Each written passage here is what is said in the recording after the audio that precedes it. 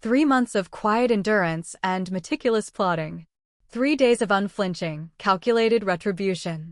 When I laid every last piece of damning evidence on my chief executive's desk and watched each person who had systematically tormented me face the full weight of their cruelty, the entire company descended into a state of raw, unfiltered shock unlike anything it had ever witnessed. And I, scathed but unbroken, weary but unbowed, walked away from that cesspool of office politics and petty tyranny with my dignity fully intact and my self-respect reclaimed. My name is Lena Marlowe. I was 26 years old, a graduate of a mid-sized public university with 3 years of hard-won experience in content strategy and social media management, when I accepted the position at Ascend Interactive in the autumn of 2024. I'd spent the previous 2 years at a tiny, underfunded startup where I'd worn half a dozen hats for barely $2,800 a month, with no benefits, no paid time off, and a boss who thought team building meant making everyone stay late to help him move house. I'd quit that job with nothing lined up because I'd gotten tired of being underpaid and undervalued, of working 60-hour weeks just to keep a sinking ship afloat. For 3 weeks, I'd sent out applications every single day, tweaking my resume until my eyes burned, eating nothing but peanut butter sandwiches to save money, terrified I'd end up homeless before I found something new. So when the offer from Ascend landed in my inbox, I'd sat on my couch and cried. Not quiet, happy tears, loud, shaky, relieved sobs, because for the first time in years, I'd felt like things might actually get better. It was a mid-sized marketing firm specializing in social media account oversight and brand campaign development, the kind of company that curated a sleek, forward-thinking image on LinkedIn and touted its people-first culture at every turn. The role was senior content strategist, with a base salary of $4,200 a month, plus performance incentives that could push my total monthly compensation to nearly $5,300. In a mid-sized metropolitan area where rent for a modest one-bedroom apartment ate up nearly 40% of the average young professional's income, and where grocery bills and gas prices seemed to climb with every passing week, that pay was hardly extravagant. But for someone like me, someone who'd clawed her way up from dead-end entry-level gigs, who'd pulled late nights freelancing to cover unexpected car repairs and her mother's prescription copays, who still hesitated before ordering a $5 latte because she'd grown up counting every penny, it felt like a breakthrough. A real, tangible step toward the stable, secure life I'd spent years chasing. I'd applied to Ascend on a rainy Tuesday evening, half convinced my resume would get lost in a pile of hundreds of applications. I'd spent an hour tweaking my cover letter, polishing my portfolio links, and hitting submit with a quiet, fragile hope. When the recruiter called me 3 days later to schedule a phone screen, I ducked into the stairwell of my old job and whispered through the interview, my heart hammering so loud I could barely hear her over the rush of blood in my ears. The final round interview had been with Trent Caldwell, the department director. He was in his early 40s, with neatly trimmed salt and pepper hair, a crisp navy button-down, and a calm, measured way of speaking that made you feel like every word you said mattered. His office was lined with industry awards and framed team photos, and he leaned back in his leather chair, gestured at the pictures, and told me the department had a relaxed, collaborative vibe. Mostly young folks, all driven, no drama, he'd said, with a faint, reassuring smile. We don't do office politics here. You do good work, you deliver results, and promotion and raises will follow. No hoops to jump through, no favors to curry. Simple as that. Human Resources had repeated the same promise twice over, first during the phone screen, and again in the official offer letter. The company prioritized talent. It had zero tolerance for internal infighting or power plays. It rewarded hard work and integrity above all else. I'd believed every single word. The Ascend office occupied the entire 12th floor of a sleek glass office tower downtown. When I stepped off the elevator that first morning, the first thing I noticed was the smell, freshly brewed dark roast coffee, faint citrus from the desk plants scattered around the open floor plan, and the clean, neutral scent of new commercial carpet. Floor-to-ceiling windows ran along the entire west wall, flooding the space with soft golden morning light, and I could see all the way out to the river, glinting silver under the September sun. I'd stood there for 10 seconds, just looking, with my canvas tote bag slung over my shoulder, and felt a quiet, giddy thrill in my chest. This is what success feels like, I'd thought. This is where I'm supposed to be. I arrived 20 minutes early. I wiped down my assigned desk with a disinfectant wipe, arranged my leather-bound notebook and set of gel pens just so, and dropped iced vanilla lattes on the desks of the 3 colleagues sitting nearest me. Small, harmless gestures to soften the awkwardness of being the new kid. I wanted to fit in. I wanted to be the kind of coworker people like to have around. My direct supervisor was Marnie Locke, the department's associate director. She was 32 years old, had been with Ascend for 5 full years, and carried herself with the sharp, unassailable poise of someone who knew exactly how every lever of the company worked. Her makeup was flawless, her blazer pressed to a sharp crease, her desk organized to the point of sterility, no personal photos, no stray sticky notes, nothing that hinted at a life outside the office. When she stopped by my workstation to walk me through my onboarding tasks, her polite smile never reached her eyes. There was a faint, cool detachment there, like she was already sizing me up and finding me lacking. "Lena, right?" She set a thick stack of brand-style guides on my desk, her tone flat and impersonal, neither warm nor openly hostile. "You'll report directly to me. Your primary responsibilities will be copywriting and day-to-day account management for a handful of our mid-tier clients. Come to me with questions. Don't fall behind on deadlines. That's all I ask." "Thank you, Marnie," I'd said, earnest and eager to prove myself. "I really appreciate the opportunity. I won't let you down." She'd nodded once, already turning on her heel to walk away, and I'd told myself that was just her management style. Some people weren't big on small talk. It wasn't personal. The first 2 weeks passed in a blur of onboarding, training, and late nights at the office. I threw myself into learning the company's workflow, memorizing client preferences, and familiarizing myself with every brand's voice and tone. I took on 3 mid-sized client accounts right away, and most nights I didn't leave the office until 8 or 9 o'clock, refining every line of copy, tweaking every content calendar, and double-checking every performance metric until I was satisfied it was perfect. I wanted to prove I'd earned my spot. I wanted to live up to the promise Trent had seen in me. My hard work paid off faster than I'd dared to hope. The first account I took over saw a 40% jump in organic engagement within a single week, growth no one had predicted. The client's account manager sent a glowing note in the shared client channel, specifically calling out my copy and strategic tweaks, and Trent mentioned my name during the weekly department meeting, saying I'd picked up the work faster than any new hire he'd seen in years. I'd sat at my desk, cheeks warm with quiet pride, and let myself daydream a little. I thought about staying at Ascend for a year, maybe 2, working my way up to a team lead position. I thought about saving up for a down payment on a tiny condo, something with a balcony where I could put potted herbs, something that felt like mine, not just a temporary rental. I thought about finally being able to breathe easy, without the constant, gnawing fear of living paycheck to paycheck. I had no idea that single, casual public praise would be the start of my nightmare.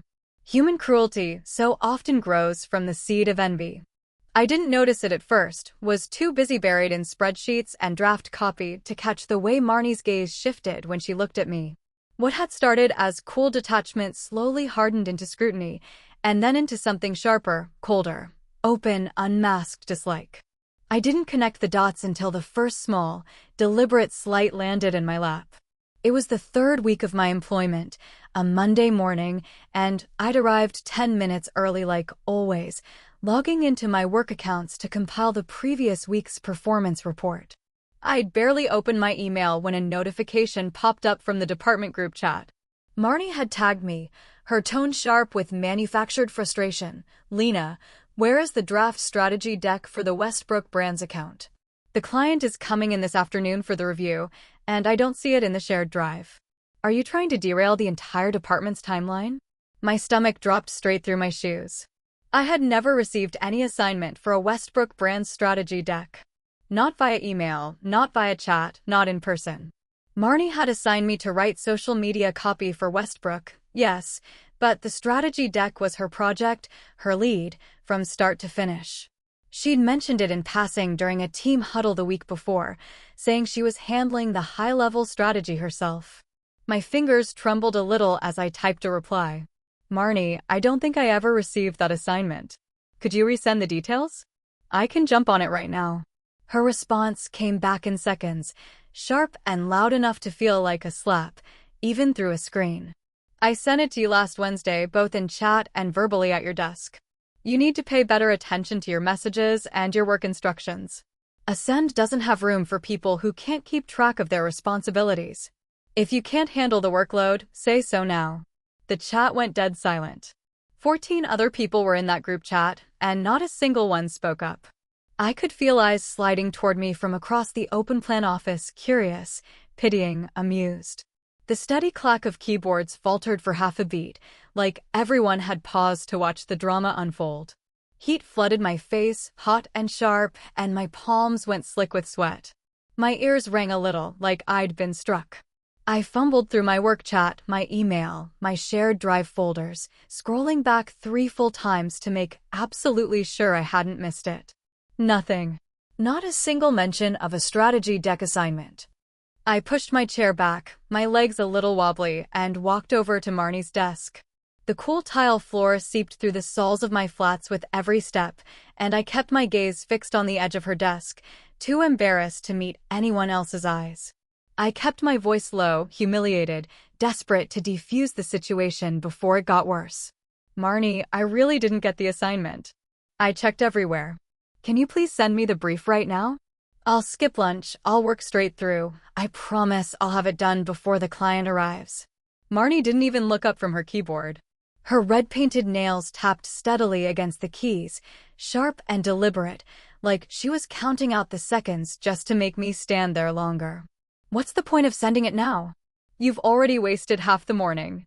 If the client is unhappy, that's on you. Let this be a lesson, Lena, this isn't school. No one is going to hold your hand and remind you to do your job. Pull this again, and we'll have to have a serious talk about whether you're a good fit for this team.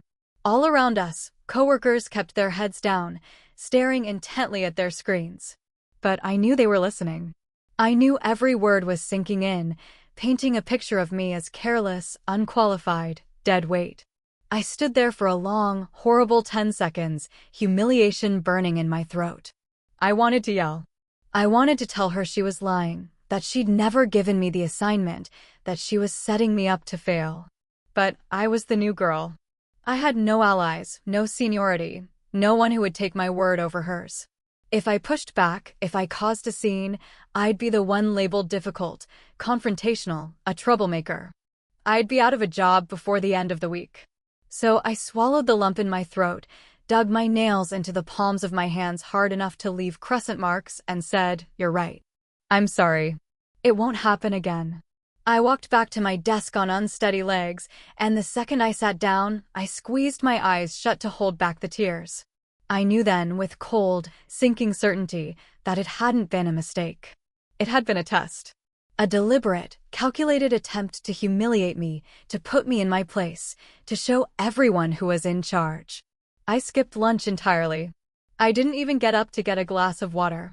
From noon until 2 o'clock, I worked faster than I'd ever worked in my life, building a full brand strategy deck from scratch, research, competitive analysis, content pillars, posting cadence, performance projections, everything. I typed so fast my wrists ached, my eyes burning from staring at the screen without blinking. My iced coffee sat on the corner of my desk, untouched, until the ice melted completely and the drink went warm and watery. I didn't get up once, not to stretch, not to use the restroom, not even to take a single sip of water. My jaw was clamped so tight I could feel a headache building behind my eyes, and every few minutes I'd have to blink hard to clear the blurriness from my vision. I didn't just want to finish the deck on time. I wanted it to be perfect. I wanted it to be so good, so thorough, that no one could possibly dismiss me as careless or unqualified. A petty part of me wanted Marnie to look at it and realize she'd underestimated me. A sadder part of me just wanted to prove I belonged. I made it more detailed, more thoughtful, more data-driven than any standard deck in the company's shared library, because I was furious and humiliated and desperate to prove I wasn't the incompetent mess she was trying to make me out to be. The client loved it. They raved about it, in fact, and signed a 12-month contract extension before they even left the conference room. And Marnie took all the credit. At the department debrief that afternoon, she leaned back in her chair and smiled, casual and modest, and said, "I'm glad it landed well. I stayed late 3 nights in a row refining that deck, so it's good to see the work pay off. Lena helped with some of the basic copy drafting, of course. She's got potential, once she gets up to speed on our process." Trent nodded, approving. "Great work, Marnie. You always deliver. Everyone, take notes. This is how you handle a high-pressure client deliverable." No one mentioned the 2 hours I'd spent racing against the clock. No one mentioned the research, the data analysis, the carefully crafted strategy that had sealed the deal. All of my effort, all of my skill, had been reduced to helping with basic copy, a footnote in someone else's success story. I sat in the back of the conference room, my hands folded in my lap, and felt a cold, heavy numbness settle over my chest. I'd told myself that if I just worked hard, if I just kept my head down and did good work, everything would work out. I'd believed that talent and effort would speak for themselves. I was starting to learn that in some offices, talent isn't rewarded, it's seen as a threat. I'd thought that incident was a one-time thing.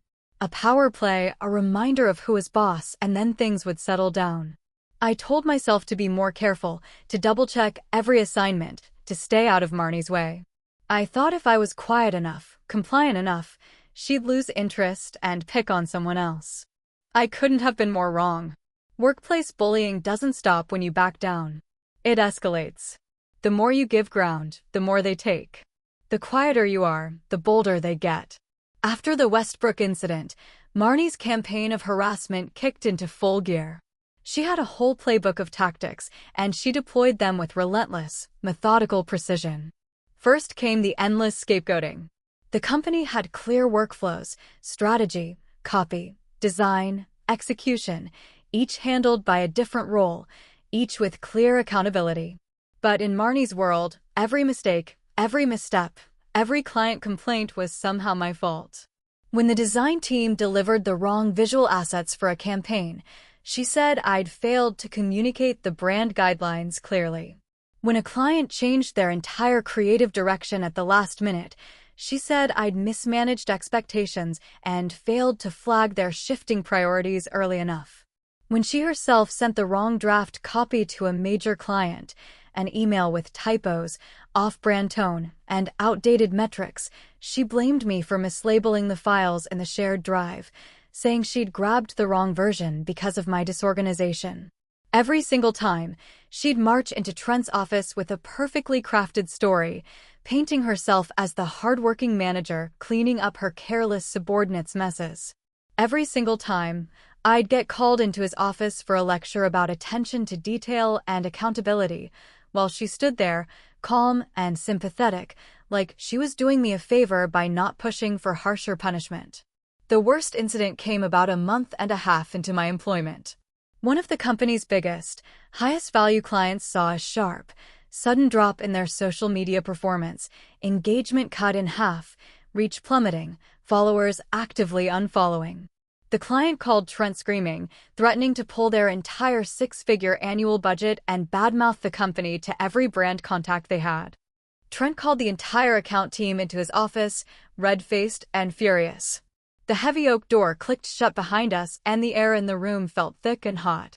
His office smelled like leather furniture and old coffee, and slanted afternoon light streaked through the blinds, casting thin dark stripes across the carpet. He slammed the performance report down on his desk so hard the pen cup rattled, and yelled for a full 10 minutes about incompetence and lost revenue, before demanding to know who was responsible. Marnie broke down crying on the spot. She covered her face with her hands, shoulders shaking, and pointed a trembling finger at me. Her mascara had already started to smudge, leaving faint gray streaks under her eyes, and she crumpled a crumpled tissue in her fist like a lifeline. It's my fault for not double-checking her work, she said, her voice thick with tears, perfectly calibrated to sound earnest and heartbroken. Trent, I'm so sorry. Lena miscalculated all the audience targeting data in the revised strategy. I trusted her numbers. I thought she knew what she was doing. It's my fault for not verifying. I take responsibility, but she was so careless. I stared at her, stunned. I hadn't calculated any of that data. Marnie had revised the entire targeting strategy herself, behind the client's back, convinced she knew better than the original plan. I'd even flagged the numbers to her in a private chat, saying the targeting parameters looked off and would likely tank reach. She'd told me to mind my own business and stop questioning her decisions. That's not true, I said, my voice sharper than I'd intended. Trent, I didn't calculate that data. Marnie revised the strategy on her own. I warned her the numbers looked wrong, and she told me to drop it. I have the chat logs to prove it. Marnie cried harder, her breath hitching dramatically. How can you lie like that? She said, looking at me like I'd stabbed her in the back. I've spent weeks training you. I've gone out of my way to help you adjust, and this is how you repay me? By throwing me under the bus to save yourself. She pulled up a spreadsheet on her laptop, one I'd never seen before, with my name listed as the author of the faulty data cells. It had been doctored. Faked. Prepared ahead of time, just in case she needed a scapegoat. Trent already favored Marnie. They'd worked together for years. They were old friends from the same hometown, and between her tearful, heartfelt performance and the falsified spreadsheet, he didn't need much convincing. He turned on me so fast it made my head spin. Lena, I am extremely disappointed in you, he said, his voice low and dangerous. Making mistakes is one thing. Lying about them and blaming your supervisor is completely unacceptable. You will forfeit your entire performance bonus for this month, and you will submit a 5,000-word reflective statement on accountability and professional integrity by tomorrow morning. If I see anything like this from you again, you will be terminated immediately. I stood there in the middle of his office, surrounded by silent, staring coworkers, and felt something inside me go cold and still. I knew then that proof didn't matter. The truth didn't matter. I was the outsider, the new hire, the easy target. In their eyes, I was disposable. A problem to be managed. A punching bag to make Marnie feel powerful.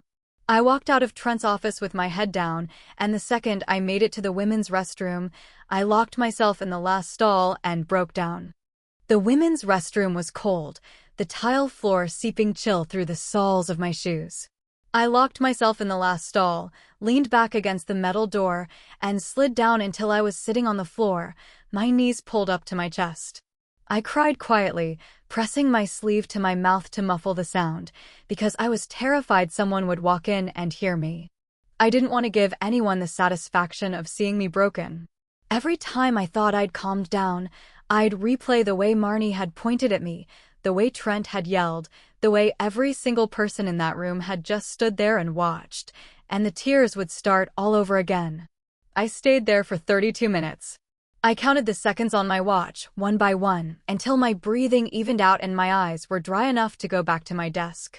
I splashed cold water on my face in the sink, stared at my red-rimmed eyes in the mirror, and told myself I just had to make it through the day.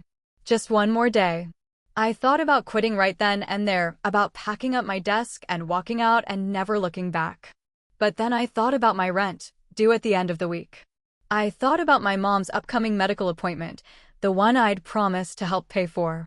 I thought about how hard I'd worked to get this job, and how humiliating it would be to leave under a cloud of false accusations, with a bad reference hanging over my head. I told myself to just hold on. Just stick it out a little longer. Update my resume every night. Apply to other jobs on my lunch break. As soon as I had something else lined up, I'd walk away. But Marnie had no intention of giving me time to escape. Her harassment didn't stop at work tasks and scapegoating. It spilled over into every part of office life, turning the entire department against me. Her second tactic was total, deliberate social isolation. Marnie started spreading rumors about me around the office. Quiet little comments, dropped in casual conversations, designed to poison everyone against me before they even got to know me. She told people I'd lied about my experience on my resume, that I'd only gotten the job because I knew someone in HR. She told people I was lazy, that I spent half my day on my phone and made other people do my work for me.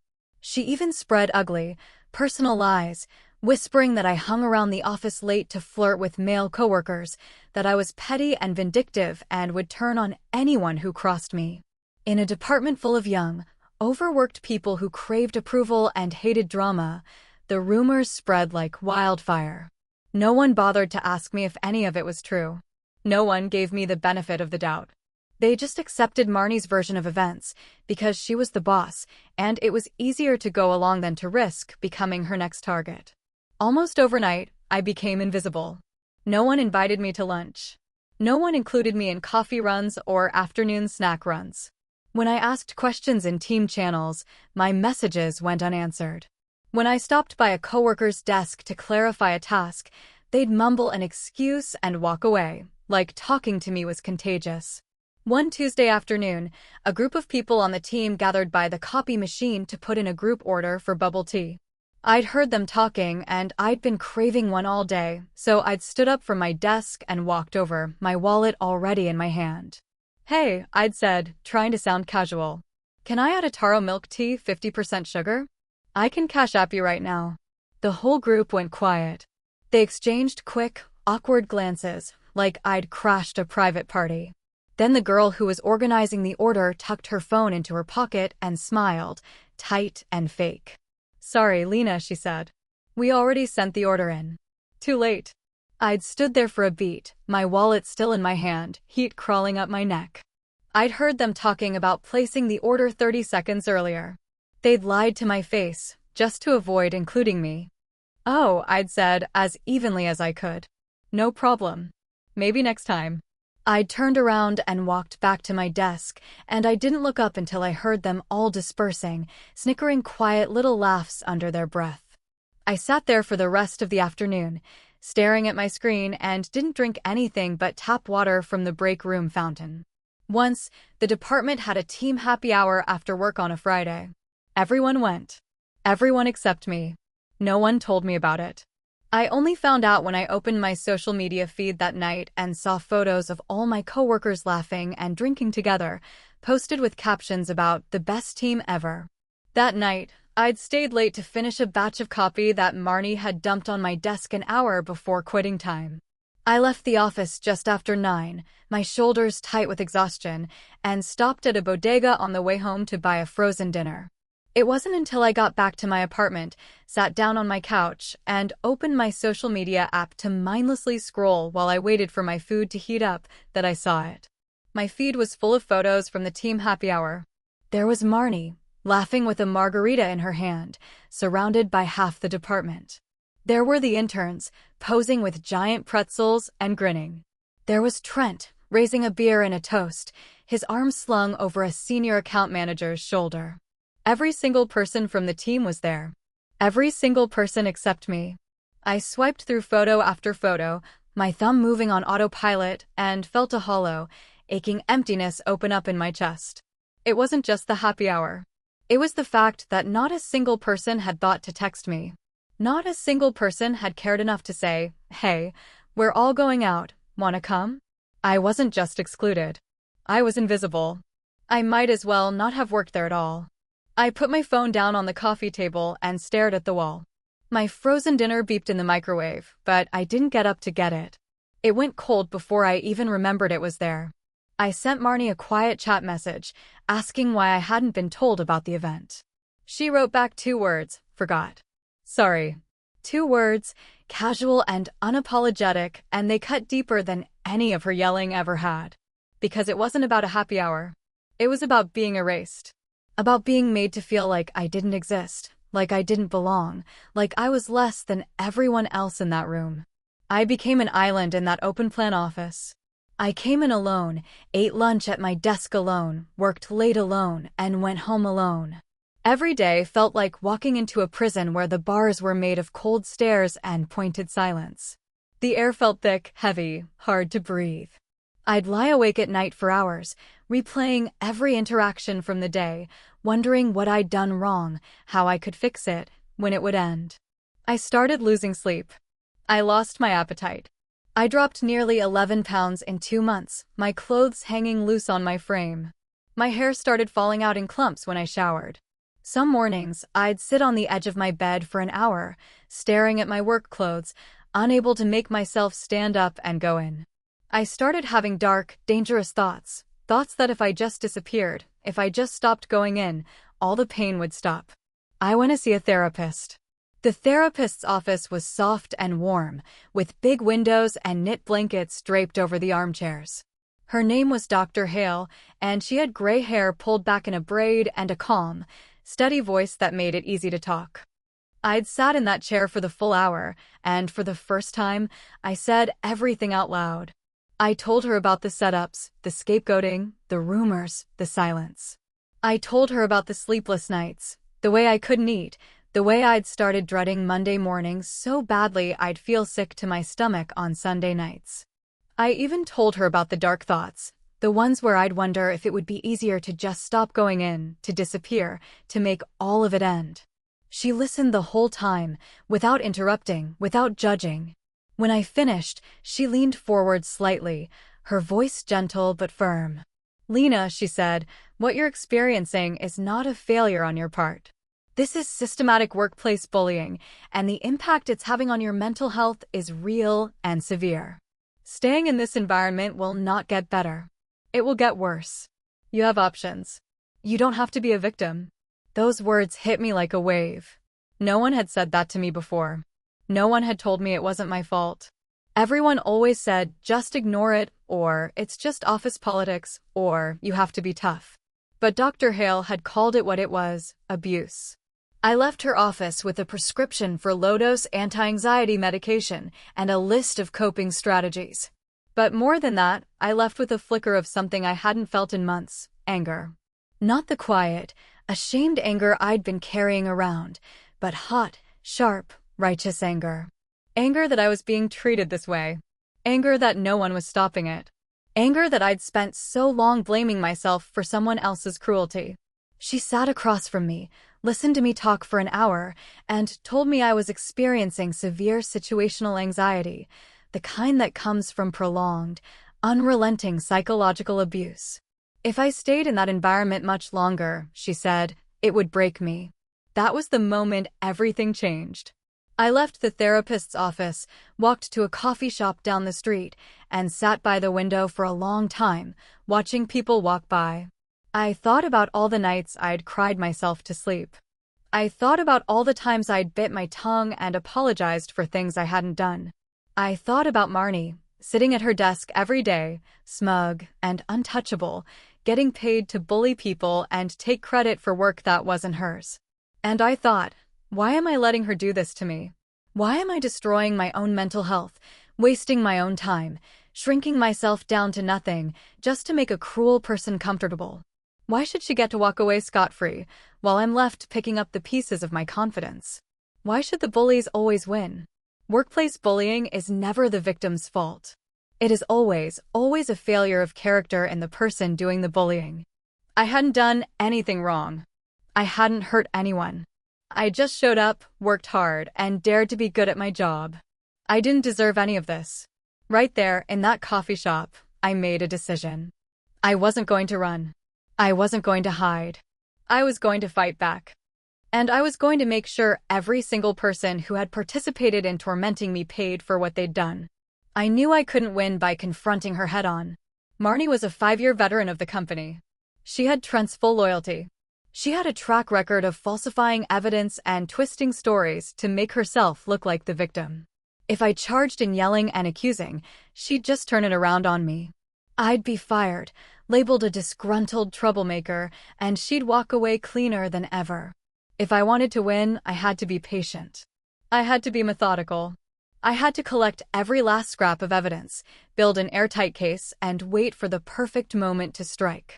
When I moved, I wouldn't just wound her. I'd take her down completely. So I started planning. First, I documented everything. Absolutely everything. From that day forward, every single work conversation I had happened in writing, work chat, email, shared drive comments. No more verbal instructions, no more quick desk side chats. If Marnie gave me a task in person, I'd follow up with a chat message summarizing what she'd asked to confirm I had it right. If she tried to yell at me or blame me for something, I'd keep my tone calm and neutral, asking specific questions that forced her to put her accusations in writing. I saved every message, every snarky comment in the group chat, every false accusation, every unreasonable demand. I took screenshots of falsified spreadsheets of original file timestamps that proved Marnie had altered documents after the fact. I kept copies of every email, every client feedback note, every performance report. I bought an encrypted USB drive, the kind that required a password and biometric scan to open. I'd ordered it online 2 days after my therapy appointment, paid extra for expedited shipping, and when it arrived I'd sat at my kitchen table and set it up, running through the security features twice to make sure no one could crack it. Every night before I left the office, I backed up all my evidence onto that drive, organizing it into neatly labeled folders by date and incident type. I cross-referenced chat logs with file timestamps with calendar invites, building a clear, chronological paper trail that told the full story of 3 months of sustained harassment. The first time I tried to record Marnie, my hands were shaking so bad I almost dropped my phone. I'd tucked it into the inner pocket of my blazer, the voice recorder app open and running, and walked over to her desk to ask a question about a client brief. My heart was hammering so loud I could hear it in my ears.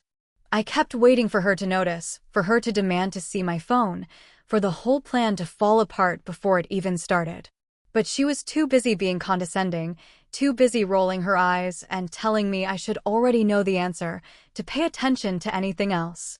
When I walked back to my desk, I pulled up the recording and listened to it with my headphones on, turned down low. My voice sounded tight and nervous. Hers sounded sharp and bored, just like always. It was real. It was proof. I saved the file to 3 separate places, my work laptop, my personal laptop, and the encrypted drive, and labeled it with a boring, generic file name, just in case someone went snooping. That night, I sat at my kitchen table until almost midnight, organizing the first batch of evidence into folders, cross-referencing dates and chat logs. It felt like building a weapon. A quiet, legal, unassailable weapon. I didn't feel guilty. I felt calm. For the first time in months, I felt like I had a little bit of control back. When Marnie made cruel comments in team meetings or spread rumors by the copy machine, I used the voice recorder on my phone, tucked in my pocket, screen off, completely silent, to capture every word. I didn't miss a thing. Second, I found allies. Marnie didn't only bully me. She bullied anyone she perceived as weaker or anyone who threatened her position. There were 2 summer interns, Zoe and Jake, who she regularly yelled at and scapegoated for tiny mistakes. There was Wesley, a quiet senior strategist who'd been with the company for 4 years, who Marnie had repeatedly passed over for promotion and stolen credit from, again and again. All of them hated how she ran the department. All of them were too scared to say anything. I started staying late on purpose, when most people had gone home and the office was quiet. I'd run into them in the break room or by the printer and we'd make small talk. I didn't badmouth Marnie right away. I just listened. I let them vent about small frustrations, and then, slowly, I shared a little of my own experience, just a small, specific story, with a screenshot to back it up. Wesley was the first person I approached. He'd been at the company 4 years, longer than almost anyone else on the team besides Marnie, and he was quiet, the kind of guy who kept to himself and never caused trouble. I'd seen Marnie steal his ideas more than once, and he'd never said a word about it. I waited until a Wednesday night, when everyone else had left and it was just the 2 of us in the office, the only sound the hum of the overhead lights and the distant traffic from the street below. I brought 2 cans of soda from the break room and set one down on his desk. He looked up surprised. "Hey, you're still here." "Same to you," I said, pulling out the chair next to him. Marnie dumped a last-minute project on me. Figured I'd get it done tonight instead of stressing about it tomorrow. He huffed a dry laugh.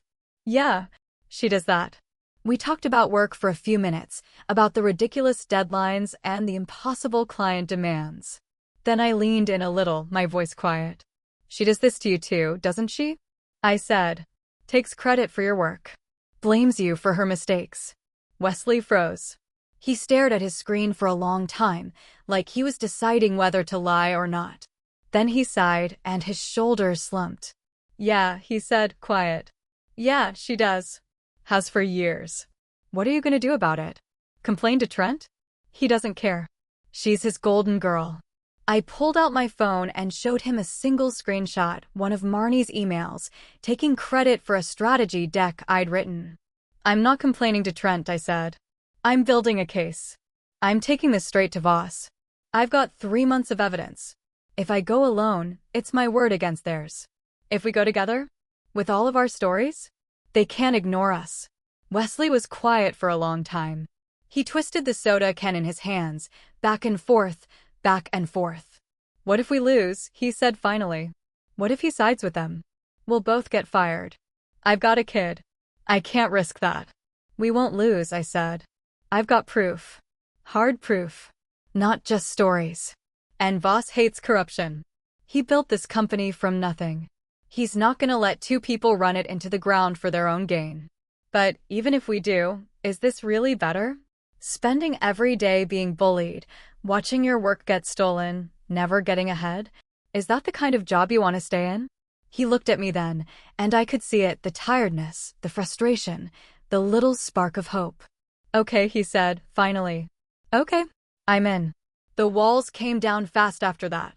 Zoe admitted Marnie had once blamed her for a broken design file that Marnie herself had corrupted, and Zoe had gotten a formal warning for it.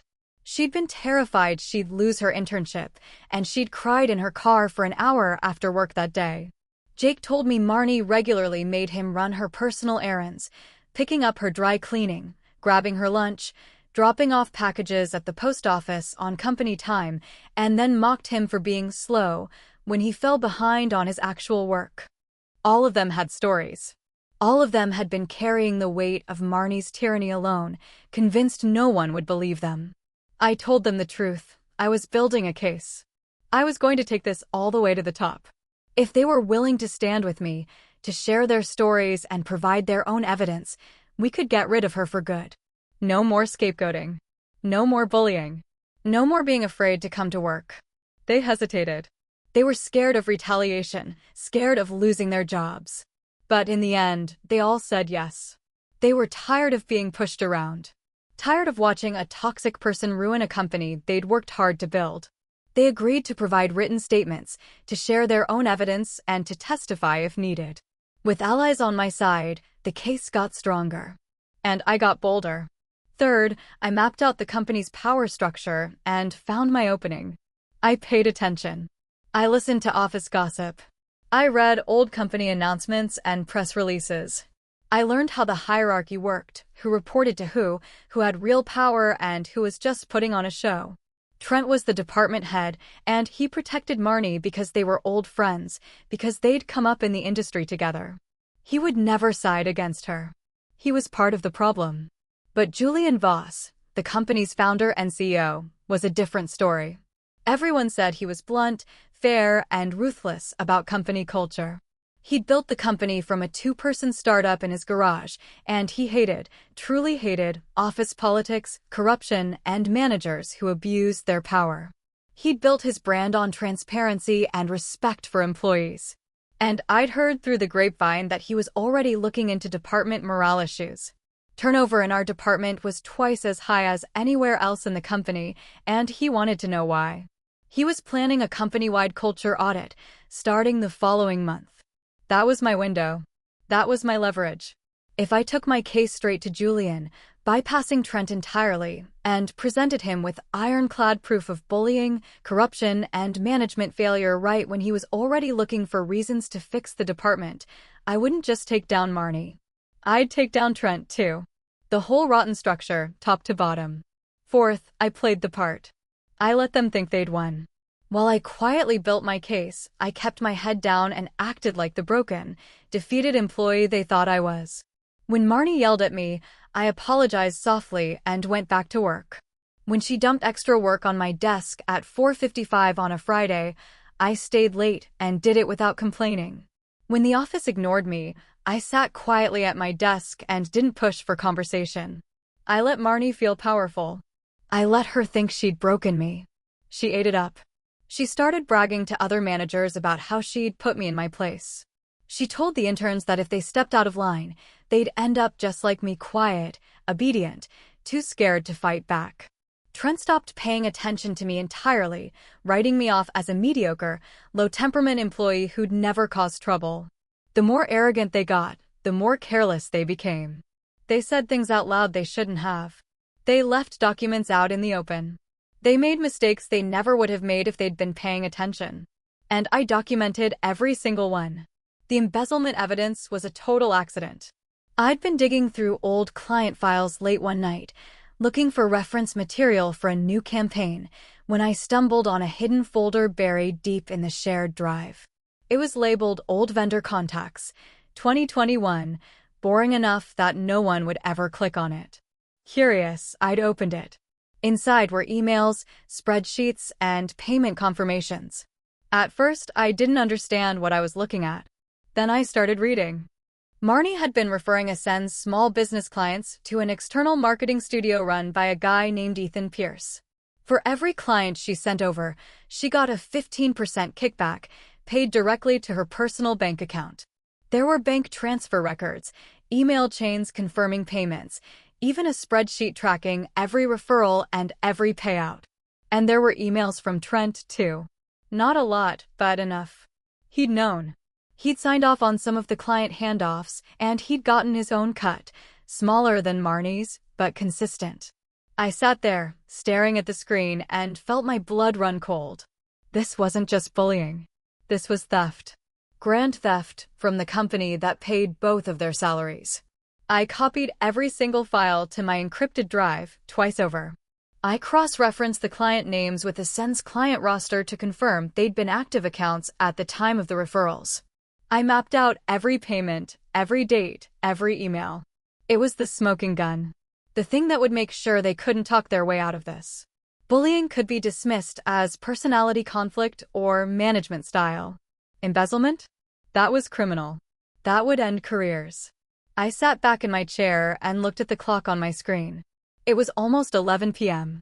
The office was dark and quiet, everyone else long gone. I smiled, a small, cold smile.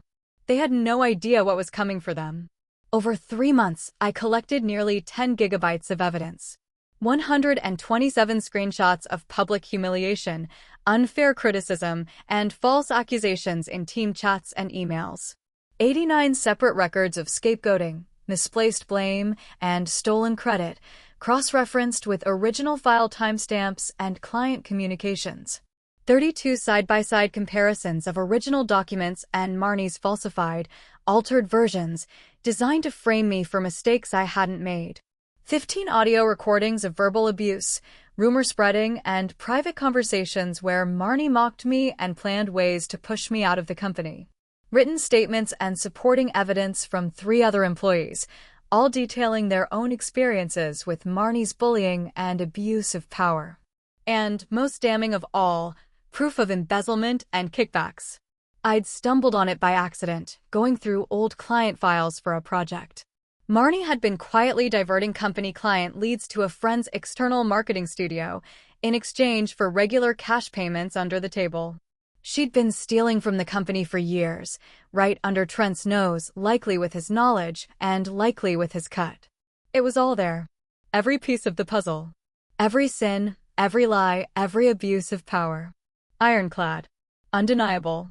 The weekend before I planned to act, I'd gone over every piece of evidence one last time. I'd sat at my kitchen table until 2 in the morning, flipping through the binders, checking every timestamp, confirming every link in the chain. I'd been scared then.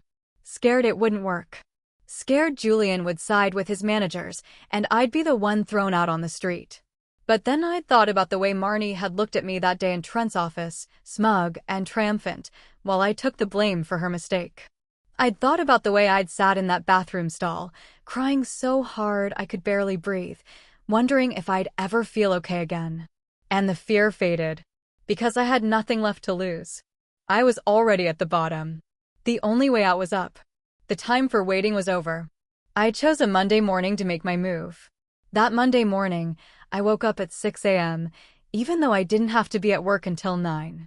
I'd slept surprisingly well, almost 8 full hours, which was more than I'd gotten most nights in the past 3 months. I took a long, hot shower. I blow-dried my hair straight. I put on my best-tailored blazer, the dark charcoal one I'd bought for interviews, the one that made me feel sharp and unshakable. I ate a full breakfast, toast and eggs and a cup of tea, even though I didn't have much of an appetite. I knew I'd need the energy. Before I left the apartment, I picked up the 3 bound folders of evidence from my kitchen table. I ran my finger along the edge of the top one. 3 months of my life, documented and sorted and ready. I took a deep breath. "Let's do this," I said out loud to the empty room. The walk from the parking garage to the elevator felt longer than usual. My heels clicked against the marble lobby floor, steady and even. I didn't rush. I didn't hesitate. I walked like I had every right to be there, like I was about to do exactly what I was supposed to do. I knew Julian was in the office that day. I knew he had an executive team meeting first thing, and that Trent and Marnie would both be in that meeting. Perfect. By the time they got out, the ground would already be shifting under their feet. I printed 3 full, bound copies of my evidence, organized, tabbed, annotated for clarity. I put the encrypted USB drive in my bag as a backup. I wore my nicest blazer, made sure my posture was straight, and walked down the hall to the executive suite like I belonged there. Claire Henderson, the head of human resources, was standing by the front desk when I arrived. She looked up, surprised to see me, and asked what I needed. I took a slow, deep breath.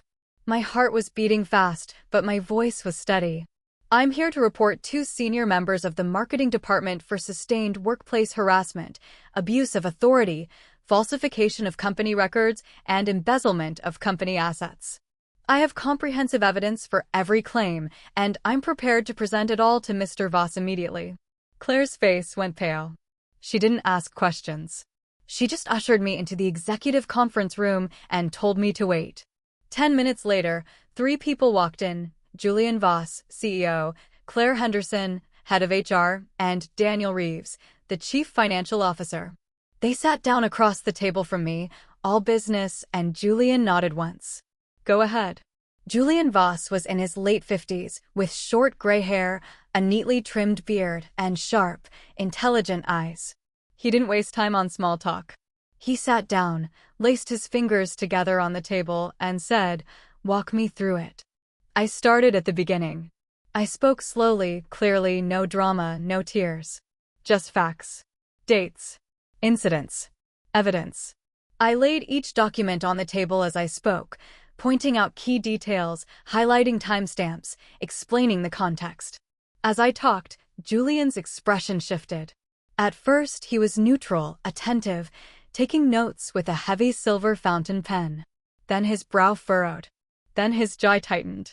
By the time I got to the embezzlement files and laid out the bank transfer records on the table, his mouth was set in a thin, hard line. When I finished, there was a long silence. He stared at the spreadsheets in front of him, his fingers tapping once, twice on the table. Then he slammed his fist down. Not hard, but sharp, decisive. The coffee mugs on the table rattled. "This is inexcusable," he said, his voice low and furious. "I built this company on hard work and respect. I pay these people 6-figure salaries to lead, and they're out here stealing from me and terrorizing my staff? Unbelievable." He turned to Claire, the HR director. "Get Trent and Marnie in here. Now. And don't tell them why. Just say we need them for an urgent executive meeting." I didn't ramble. I didn't get emotional. I walked them through everything, calmly and methodically, starting with the first deliberate setup my 3rd week on the job, moving through the months of scapegoating and social isolation, and ending with the embezzlement and kickback scheme. I laid out each document as I spoke. I played short clips of the most damning audio recordings. I showed them the falsified spreadsheets next to the original files. I handed over the written statements from Zoe, Jake, and Wesley. By the time I finished, Julian's face was like thunder. He was a self-made man. He'd built this company from nothing, and he cared deeply about its reputation and its people. The idea that two of his senior managers were running a little fiefdom of bullying and corruption right under his nose made him furious. He slammed his fist on the table once, sharp and loud. "This is unacceptable. I hired these people to lead this company, not to terrorize employees and steal from me. Get Trent and Marnie in here.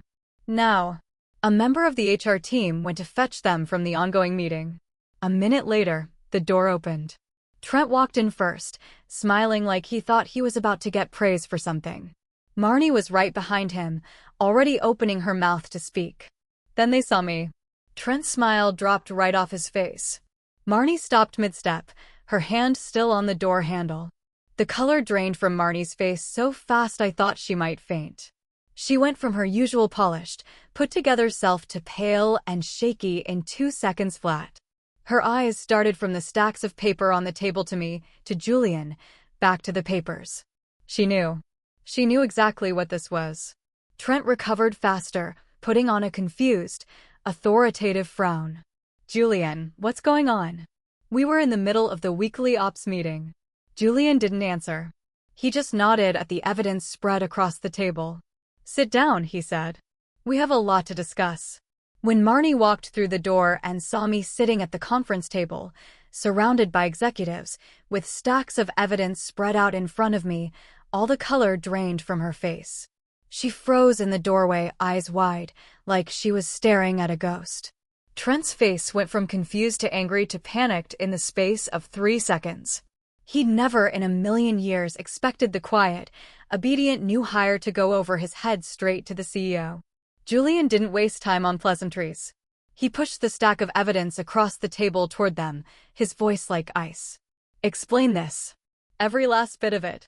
Marnie bullying, falsifying records, stealing from the company. Trent covering for her, enabling this behavior, abdicating your duty as department head. Is any of this not true?" Marnie broke immediately. She started wailing, loud and dramatic, claiming I was lying, that I'd fabricated all of it out of spite, that I was a disgruntled employee out for revenge because she'd corrected my work. Trent tried a different tactic, throwing her under the bus to save himself. "I had no idea any of this was happening," he said quickly. "She never told me, she kept all of this from me. I trusted her.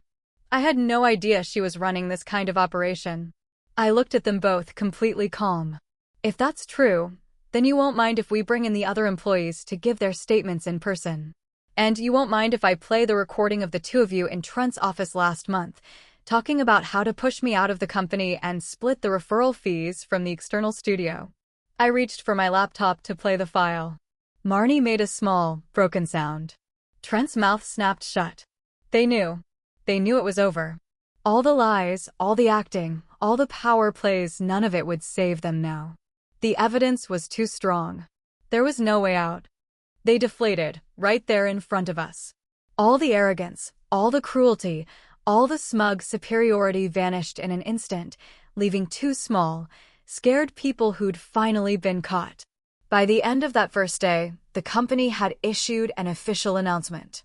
Trent Caldwell was removed from his position as Marketing Department Director, effective immediately. Marnie Locke was removed from her position as Associate Director, effective immediately.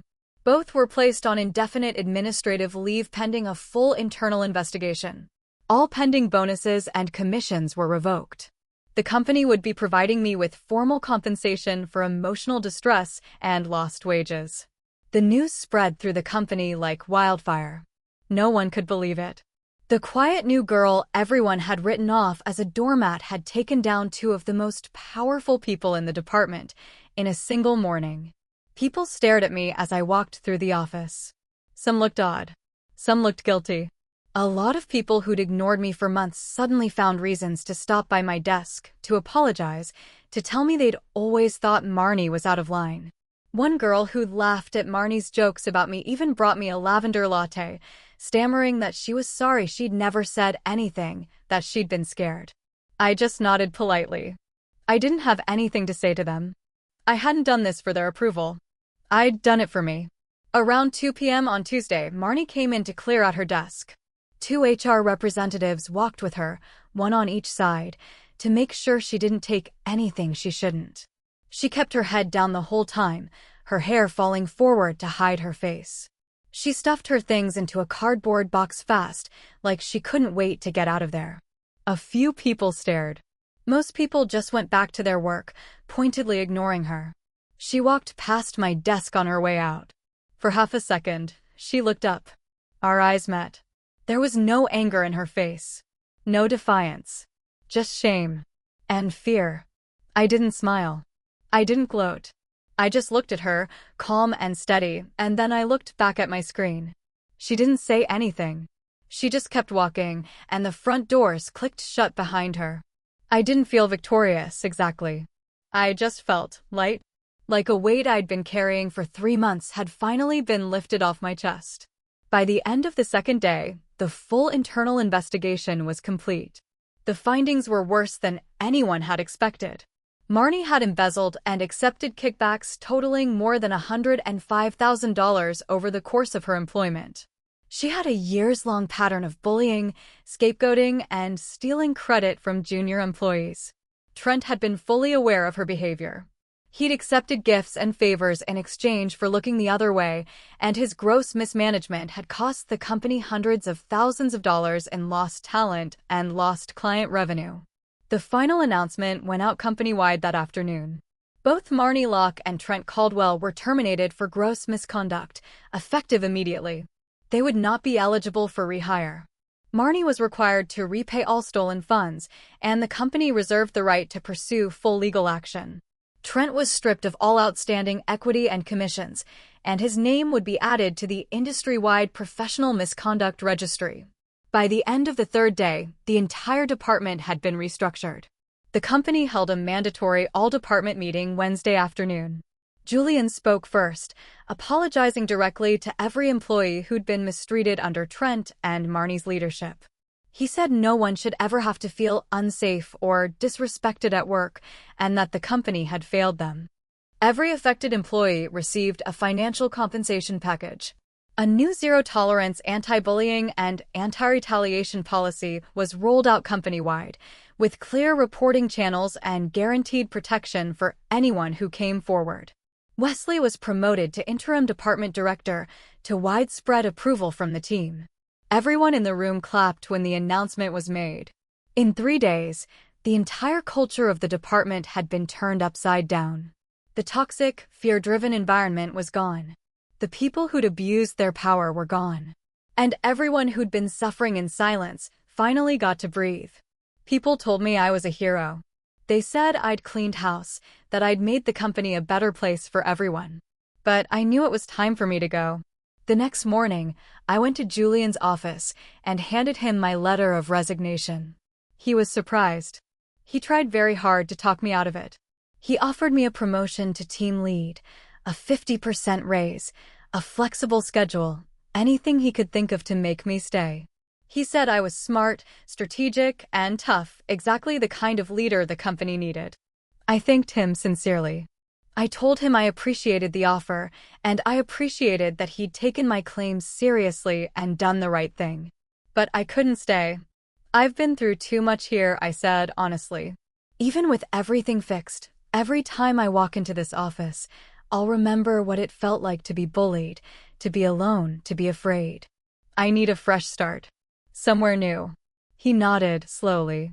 He said he understood. He wrote me a glowing, personal letter of recommendation and told me he had contacts at every top marketing firm in the city. If I ever needed a reference or an introduction, all I had to do was call. On my last day, a lot of people stopped by my desk to say goodbye, to thank me, to wish me well. I said goodbye to Zoe and Jake and Wesley, the 3 people who'd stood with me when it mattered most.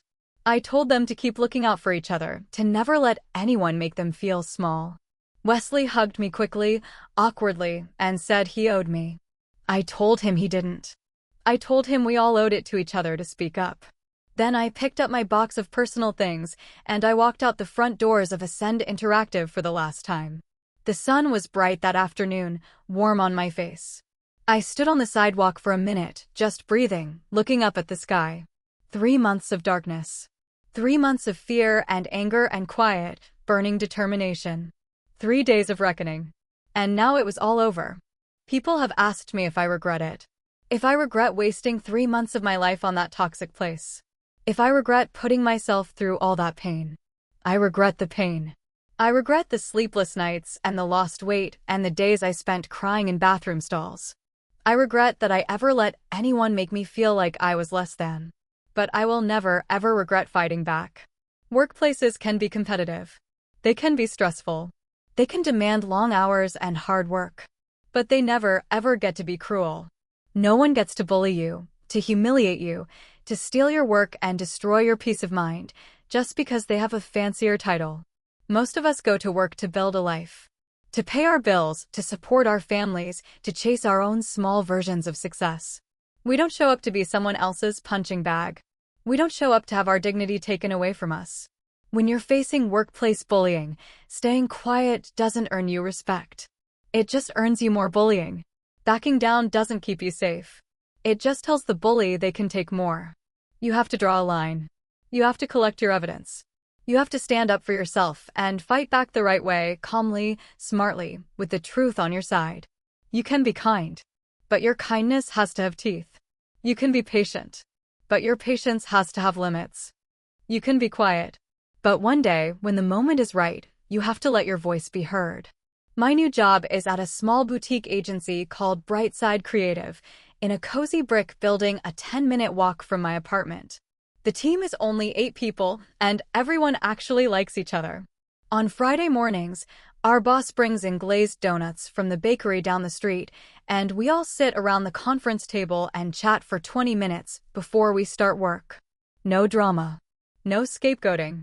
No one watching their back, waiting for the other shoe to drop. My manager, Maya, is one of the smartest people I've ever met. She gives me feedback that's honest, but kind. She lets me take ownership of my projects. When I do good work, she gives me credit for it, out loud, in front of clients, not behind closed doors.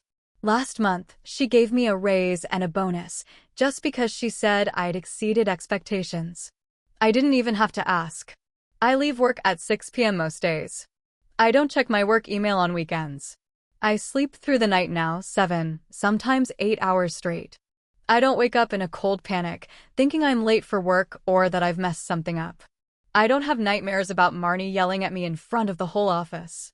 On weekends, I go hiking in the park on the edge of town. I've started baking again, sourdough bread, chocolate chip cookies, the things I used to love before I got so depressed I couldn't summon the energy. I go out for dinner with friends. I laugh until my sides hurt. I feel like myself again. Like the person I was before all the darkness. Last weekend, I repotted my balcony herbs. The basil is tall enough now that I can snip leaves off for pasta. The mint grows like crazy, and I add it to iced tea every afternoon. The rosemary smells like pine and summer when the wind blows through it. I water them every morning before I leave for work. I stand there on my balcony, the sun on my face, and I breathe in the green, fresh smell, and I feel grateful. Grateful that I fought back. Grateful that I didn't let them break me. Grateful that on the other side of all that pain, there's something better. I've learned something through all of this. The best revenge isn't destroying the person who hurt you. It's building a better life for yourself on the other side of their cruelty. The best victory isn't watching them fall. It's walking away with your head held high, your dignity intact, and a whole future ahead of you. I hope every person who's ever felt small at work, every person who's ever been bullied or overlooked or scapegoated, finds the courage to stand up for themselves. I hope every person who's ever been told to just deal with it or stay out of the way remembers that they deserve better. And I hope every person who uses their position to hurt other people learns, sooner or later, that cruelty always catches up to you.